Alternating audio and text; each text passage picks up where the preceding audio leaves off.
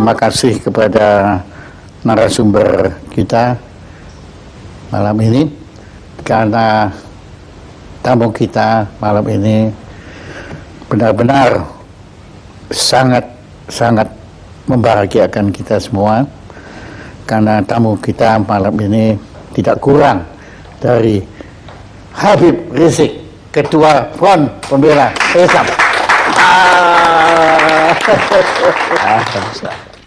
Sebelum kami mengundang Habib itu dan kami cerita kepada teman-teman kami, itu mereka semua terkagum-kagum. Dia bilang, hah, kok berani ngundang Habib Rizik? Ya, kok berani? Enggak takut. Saya bilang, saya ngaku, sebetulnya takut juga. Tapi setelah berjumpa waktu itu, kira-kira sebulan yang lalu, ternyata ketakutan kami itu tidak beralasan. Karena ketakutan kami kepada Front Pembela Islam itu, apalagi ketuanya, itu didasari oleh pemberitaan-pemberitaan media massa. Dan justru kami mohon pencerahan dari Habib. Kenapa kok sampai kita ini begitu ngeri, begitu takut? Jadi saya melihat memang, saya tidak katakan semua media, tapi banyak media-media yang tidak memberitakan Front Pembela Islam apa adanya. Jadi mereka hanya memberitakan ya sesuai dengan keinginan mereka. Saya berikan contoh.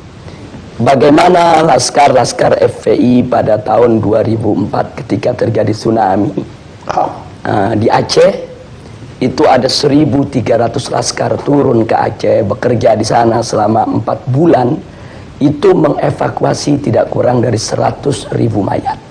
100.000 mayat. Itu satu pun media tidak ada memberitakan. Nah, kemudian begitu juga bagaimana kerjasama FPI umpamanya dengan Kementerian Sosial di dalam program bedah kampung. Jadi ada satu program bedah kampung yang dilakukan oleh Kementerian Sosial yang FPI diajak untuk bekerja sama, dan kita buat MOU resmi. Bagaimana perumahan-perumahan perumahan rakyat miskin yang memang tidak layak huni di Jakarta maupun di luar Jakarta, bersama-sama dengan Kementerian Sosial kita turun, kita melakukan bedah kampung. Nah, ini juga kan tidak pernah masuk pemberitaan. Iya, saya nggak pernah tahu juga. Begitu juga kerjasama FPI dengan Kementerian Agama RI. Bagaimana kami turun di lokasi-lokasi yang banyak dihuni oleh warga Ahmadiyah, untuk kami melakukan pembinaan. Bukan kekerasan. Bukan kekerasan. Saya kasih contoh satu di Tenjo Waringin, perbatasan antara Garut dengan Tasik. Di sana kami melakukan pembinaan dari tahun 2009. Sampai hari ini sudah lebih dari 800 warga Ahmadiyah kembali kepada Islam. Nah, hal-hal semacam ini tidak ada yang dimuat oleh media. Jadi manakala ada suatu kejadian yang kebetulan katakanlah terjadi tindak kekerasan, nah kadang-kadang itu yang di blow up oleh media tanpa memberitakan tentang akar persoalannya. Nah, saya kasih contoh satu kejadian di tahun 2001. Itu ada kejadian di kota Jakarta ini, ada satu tempat pembinaan olahraga biliar yang dikelola oleh KONI pusat, tapi ternyata disalahgunakan oleh kelompok-kelompok masyarakat tertentu untuk ajang perjudian, penyebaran ekstasi, dan ajang prostitusi. Nah, kita sudah melakukan berbagai macam pendekatan ke KONI, ke Pemda DKI, laporkan ke polisi, sampai 2 tahun itu tidak ada tindakan, sementara masyarakat setempat sudah resah. Nah, ketika terjadi clash antara pengelola daripada kemaksiatan tadi dengan laskar FPI, akhirnya terjadi pengerusakan, dan itu sudah diadili. Laskar FPI yang melakukan pengerusakan pun sudah ditangkap, sudah diadili, sudah dipenjara. Tapi akhirnya tempat olahraga itu pun sampai saat ini tidak dijadikan tempat maksiat lagi. Jadi sampai di bundaran berarti memang FPI ini tidak membenarkan kekerasan. Ya, kita tidak membenarkan kekerasan. Artinya kalau memang ada laskar kita yang bersalah, kita serahkan ke polisi. Silakan diproses, silakan diadili, silakan dipenjara. Cuman yang memprihatinkannya Pak Jaya, peristiwa tersebut kan terjadi 2001. Sebetulnya kan sudah clear, sudah masuk pengadilan. Sudah Tapi terjadi. beberapa stasiun televisi sampai hari ini diulang-ulang terus itu pengerusakan. Jadi seolah-olah yang ada di benak bangsa Indonesia ya itulah KJP setiap hari. Ya. Dari segala pemberitaan yang sepihak itu, ya timbul juga kesan bahwa FPI ini sama sekali tidak punya toleransi beragama. Ya, itu kesannya. Ya. Nah, kemudian saya agak heran karena waktu saya berkunjung ke kediaman Habib, ternyata rumahnya Habib di sebelah gereja.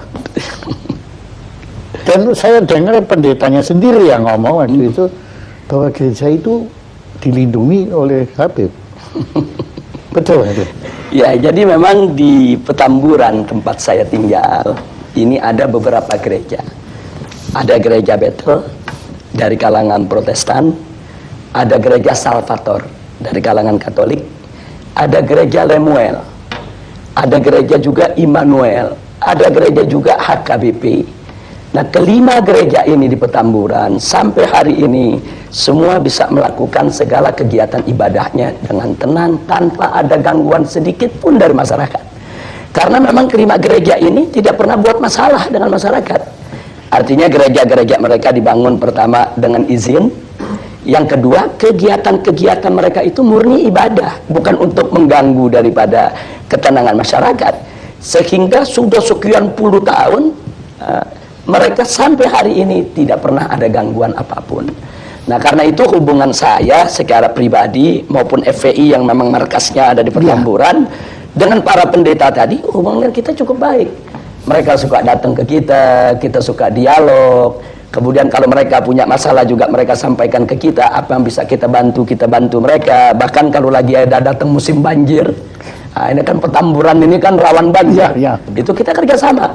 Kalau nggak salah secara pribadi, Habib kan dulu sekolahnya juga sekolah betul Katolik.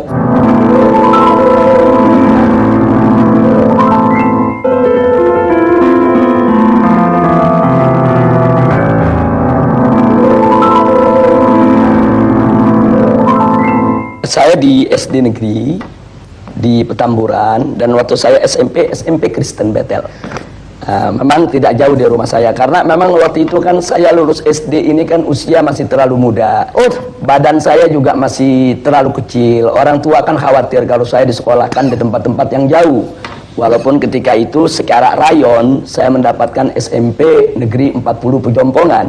Tapi karena orang tua khawatir, kata orang tua lebih baik sekolah yang di tetangga saja yang dekat.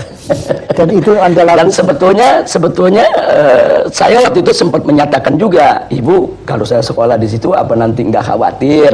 Ini kan sekolah lain agama. Nah, saya masih ingat betul, saya punya ibu ketika itu jawab, nggak usah khawatir, kamu kan ngaji, ada ustadz. Setiap siang kan kita ada pengajian, sore kan juga belajar.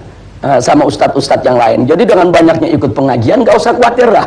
Toh kamu belajar di situ kan belajar pengetahuan umum. Iya. Saya pikir juga sekolah-sekolah Kristen yang manapun, dimanapun di Indonesia selama ini, kalau tidak ada pemaksaan kepada murid yang beragama lain untuk belajar agama yang tidak dianutnya, kan no problem. Nah, dalam ajaran Islam pun kita punya pilar-pilar toleransi, Pak Jaya. Yang pertama adalah sebagaimana Allah firmankan dalam Al-Quranul Karim, la ikraha fiddin, tidak ada paksaan dalam agama. Artinya setiap seorang muslim itu tidak boleh melakukan pemaksaan dalam bentuk